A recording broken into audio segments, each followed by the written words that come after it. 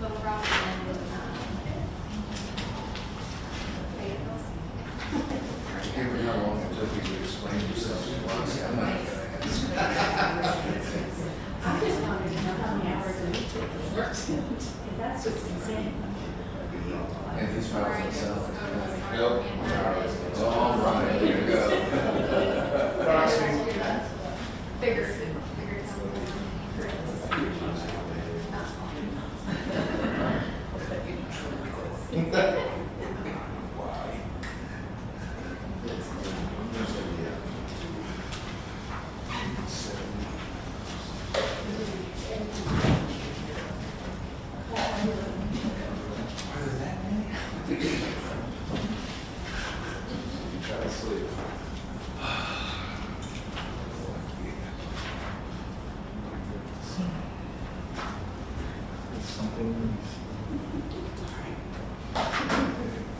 Mayor. All right, thank you. Call this meeting to order and would ask you to please rise for the Pledge of Allegiance if you are able. I pledge allegiance to the flag of the United States of America and to the republic for which it stands, one nation, under God, indivisible, with liberty and justice for all. Thank you very much. Please be seated. Welcome to the City Council meeting in Lindsborg, Kansas, May 19th, 2025. Do we have any signed up for public input this evening? Mayor. Thank you. Are there any amendments to the agenda this evening? Seeing no amendments, I'll turn your attention to item number 5, the Mayor's Report. And it is EMS Appreciation Week this week.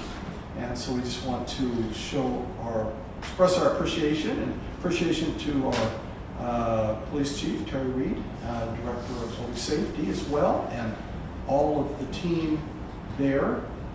And it is also Public Works Week, and we want to express our appreciation to our director, Denny Walker, and all of his people who do such a great job in the Public Works Department. Next Monday is Memorial Day, so City Hall will be closed, and we want to take this opportunity to say thank you to our cemetery board who have diligently worked on Elmwood Cemetery. Our cemetery board is Kathy Tolbert, Nancy Bolden, Ryan Carey, and Judy Paluski. I got a report from the board this few days ago, about all the many things they are doing out at Elmwood and addressing the needs, some of the needs that have been deferred for many years. So we thank all of them for diligently working on that. We'll now turn our attention to item number 6, the consent agenda. And the consent agenda has 3 items this evening. These items are routine and enacted by one motion. There'll be no separate discussion unless a council member so requests. The 3 items are item A, the approval of the minutes from the regular meeting, May 5th, 2025. Item B, payroll ordinance number 5534. And item C, purchase order ordinance number 5535. Is there a motion to approve the consent agenda? So moved. Second. We have a motion, a second. Are there questions on the motion? Seeing no questions, I'll ask our city clerk to please call roll. Councilmembers Peterson. Yes. Bruce. Yes. Siegel. Yes. Presley. Yes. Corwin. Yes. Thank you, council. Thank you, Roxy. It's good to have you back.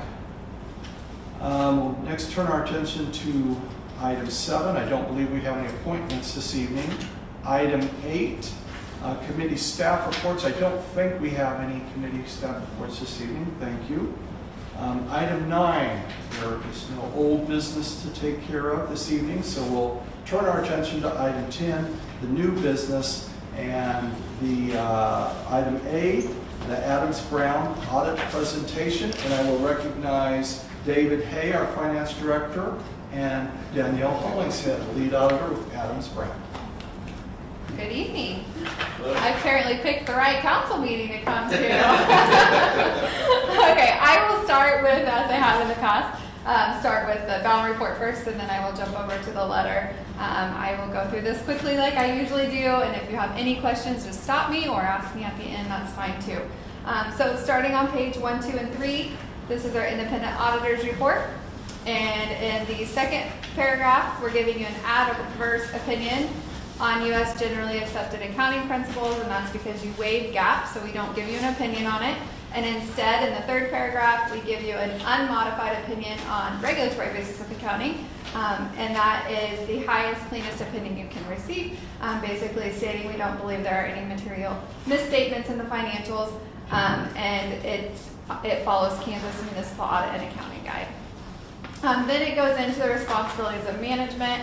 Auditor's responsibilities, I encourage you to read through those. Sometimes there's confusion on what we are actually auditing, and so always a good refresher to read through those notifications there.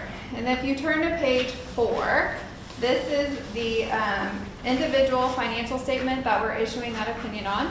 The city pools cash for all funds, and so there's one page financial. And at the end of the year, and this is as of 12/31, you had $11.4 million in unencumbered cash. This is a cash increase of about $960,000 from the prior year. Most of that, just looking at the funds, there's not necessarily one specific place, but I did want to point out that you were able to transfer about $1.1 million into reserves this year, most of that coming out of electric, because you had built up some last year that didn't get transferred out and built up some again this year that were able to transfer that out, which you had used some reserves, so that was a good thing to build that back up. Any questions on this page that you may have had? Okay, the next several pages are the notes to the financials. KMAC did not have any significant updates or any new standards that we necessarily had to put into place. But there is one thing I want to point out on note 6 on page 8. We do have to look at Kansas statute compliance, and we did have one violation this year in regards to a public works contract in excess of $100,000 did not have proper bonding, and that's just a requirement by the state to protect the city if the contractor would pull out. And then if you turn to page 14, this is a long-term debt schedule, and at the end of the year, you have an outstanding debt of $4.7 million.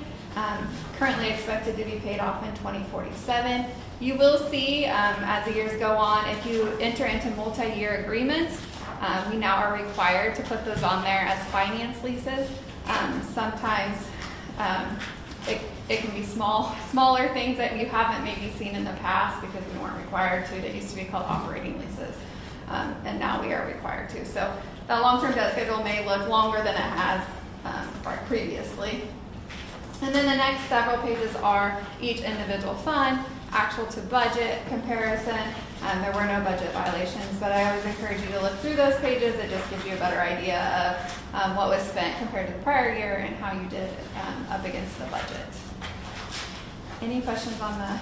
Can I Yes, jump yes, back to absolutely. page 8 on the bonding Yes. violation? Yes. So there was a project, you say that the contract, we didn't require a bond. A performance bond, What- yeah. What project? It was is the that? APAC Street project.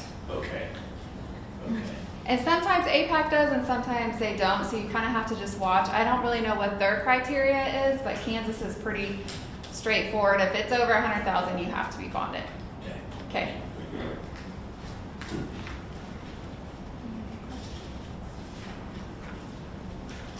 The other piece you'll see in there is the letter. And this is just to governance to let you know how the audit went as we were performing it. We did not have any difficulties encountered. We did not have any disagreements with management. And we also did not have any control findings this year to report to you. And I would really like to give a kudos to your staff. Over the years, we've had several internal control deficiencies, just things that they can improve on inefficiencies. And they've done a wonderful job taking software and utilizing it how it should be utilized and putting controls in place to help mitigate some of that risk. And so with the new position, I do hire that city administrator. I also recommend, that they continue to look over some of those things to help with that segregation of duties. So kudos to your team. Any questions on any of that? Questions for Danielle? Danielle, and I didn't hear if you said that on that, on the bond. Yes. that We had a similar issue last year, or was it the same? I don't think it was on APAC, but I do think it was on, do you remember which one it was on?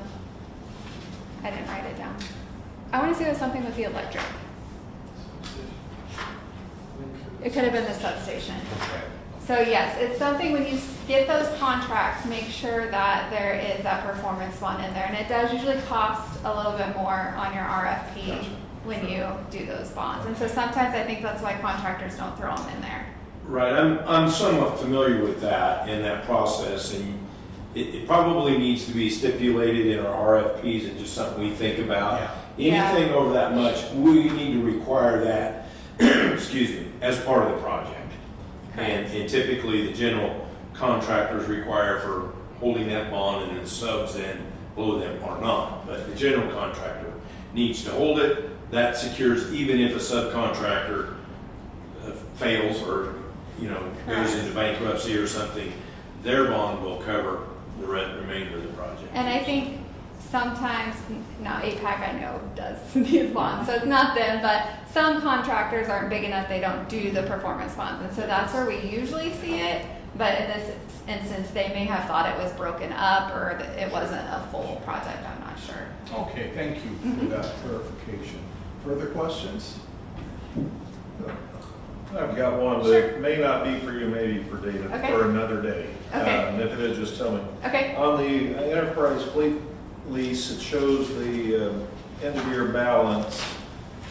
We were explained that this is an equity lease, so where would the equity that's building up on these cars be listed in here somewhere?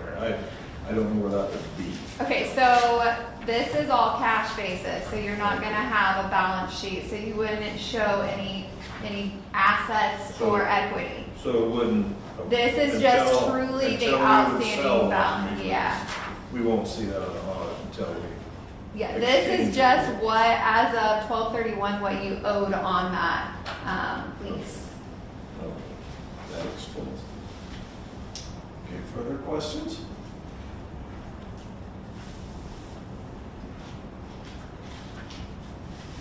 Seeing no further questions, thank you, Danielle. Thank you. Appreciate it being here. Thank you, David, as well.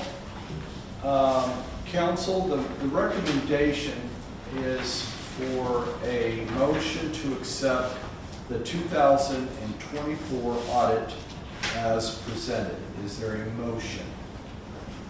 So moved. We have a motion, a second. Are there questions on the motion? Seeing no questions, voice. All in favor of the motion to accept the 2024 audit as presented, signify by saying aye. Aye. Those opposed, no. The ayes appear to have it. The ayes do have it. Thank you, council. And once again, thank you, Danielle and David. Our next item of business is item D, which is the Sunstone Building audio visual equipment. And I will recognize our Director of the Convention Visitor Bureau, Holly Thompson. Welcome, Holly. Mayor and Council, I come to you, and I will keep this brief as well. This is going to be a quick night, I think. We have had, the conference center's been open now since 2013. When we put in AV equipment there, we used Hop Sound, and just simply because they gave us a really good price, provided a really good service, and promised that to us over the years, which they have delivered. And we knew Brian because he had gone to school in the Smoky Valley, and so it was a great way for us to be able to also utilize a local contractor for our business there. Right now, we know that that system we have is obsolete. Part of what we purchased when we purchased that system was used at the time. The entire console that is in the AV room was used at the time. It was 10 or 15 years old, so we got a good price on it, and they have continued to service that.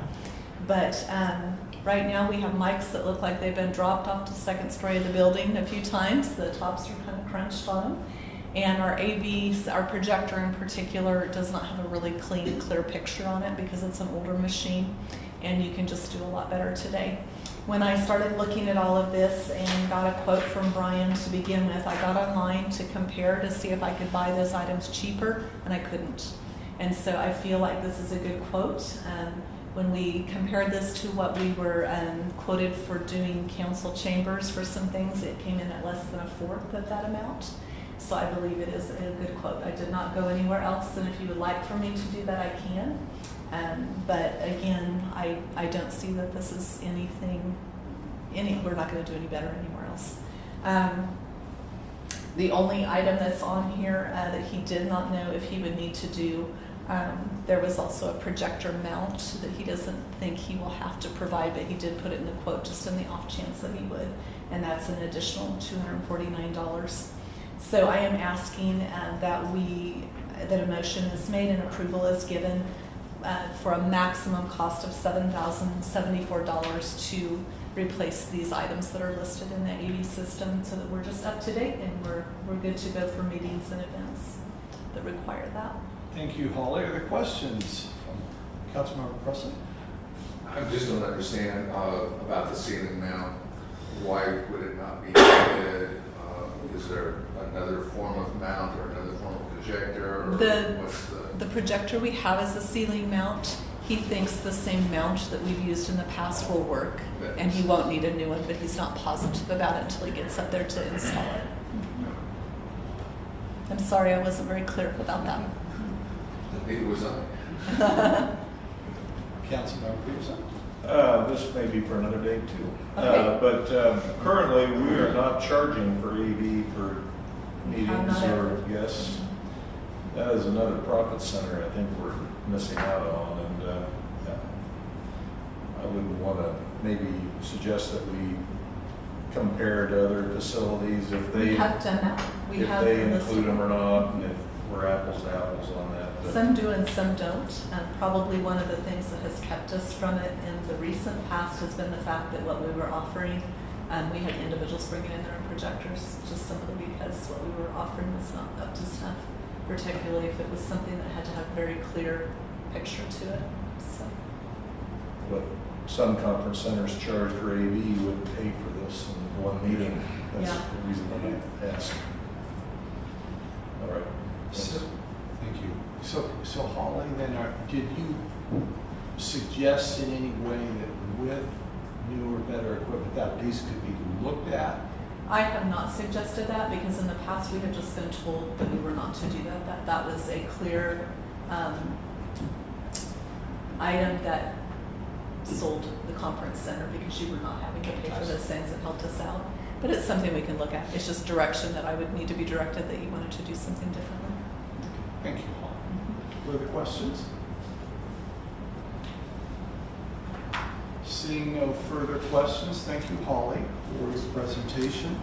Council, you've heard the recommendation is for a motion to approve the quote from Hop Sound to replace the projector, mics, and sound mixer at a maximum cost of $7,074. Is there a motion? So moved. Second. We have a motion and a second. Are there questions on the motion? Seeing no questions, we will ask our city clerk to call roll, please. Councilmembers Corwin, Yes. Presley, Yes. Eagle, Yes? Bruce, Yes. Peterson. Yes. Thank you, council. Motion does pass, and thank you, Roxy. That concludes our new business. Item 11, executive session. I don't believe we have a need for executive session this evening. Item 12, is there other business to come before us? Seeing no further business to come before us, I would entertain a motion to adjourn. So moved. Second. We have a motion and a second. All in favor signify by saying aye. Aye. Opposed, no. We are adjourned. Thank you, council.